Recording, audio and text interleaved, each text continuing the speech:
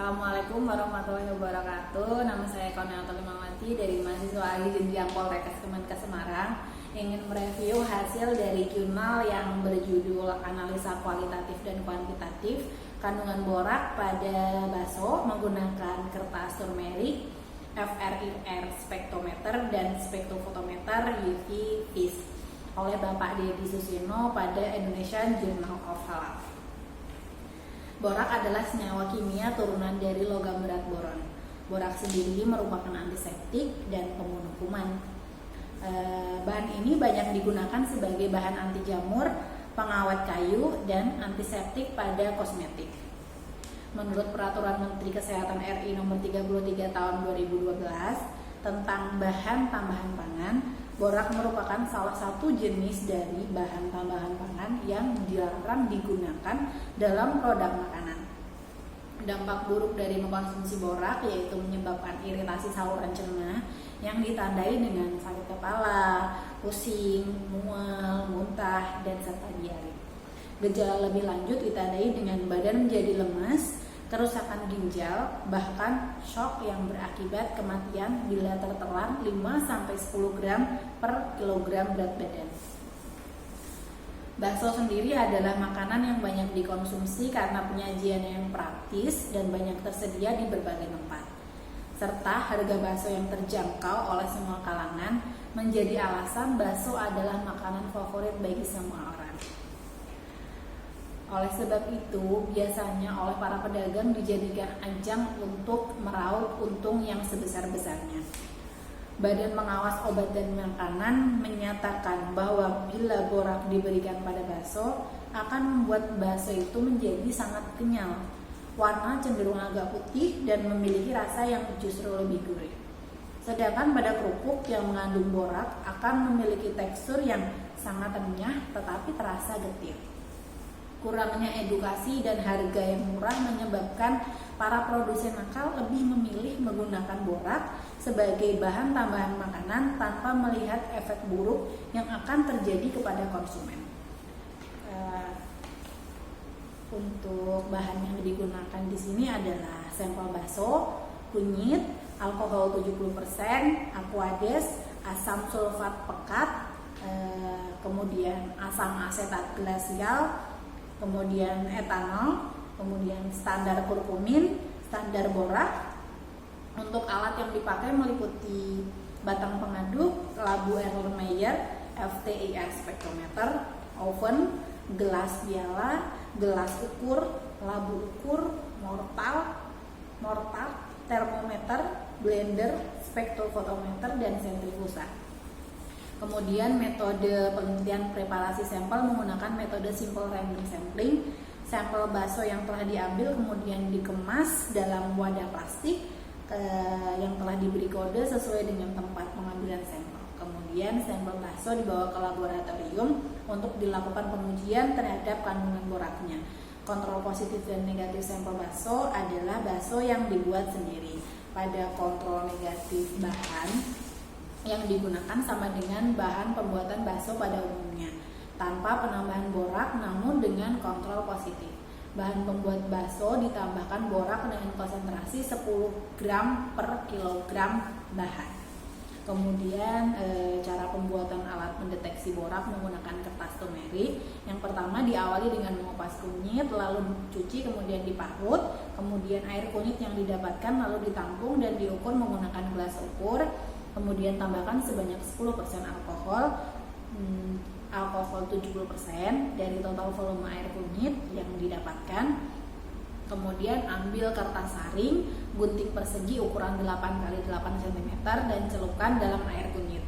Bolak-balik menggunakan pinset sampai merata pada seluruh permukaan kertas saring. Kemudian cara yang kelima, kertas ini lalu diletakkan pada loyang dan diangin-anginkan hingga kering.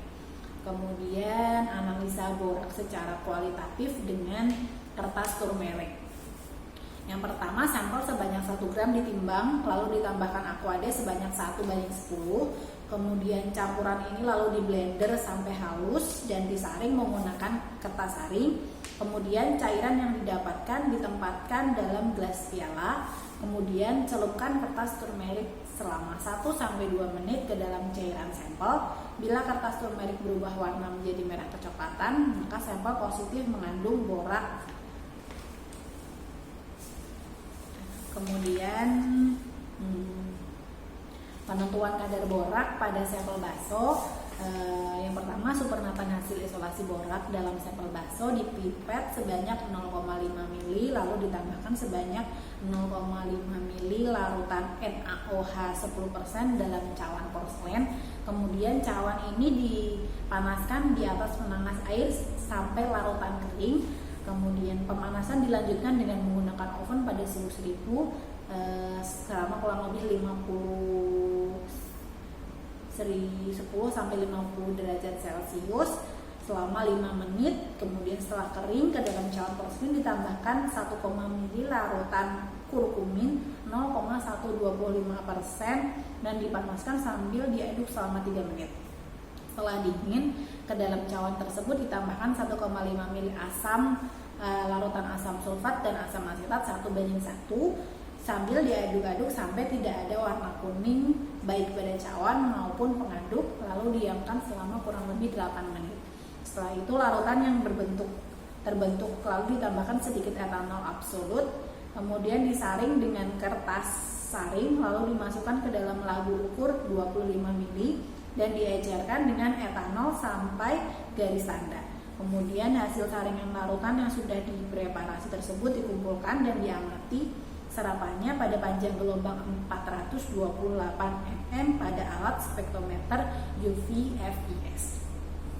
Hasil uji kualitatif borak dengan kertas turmerik.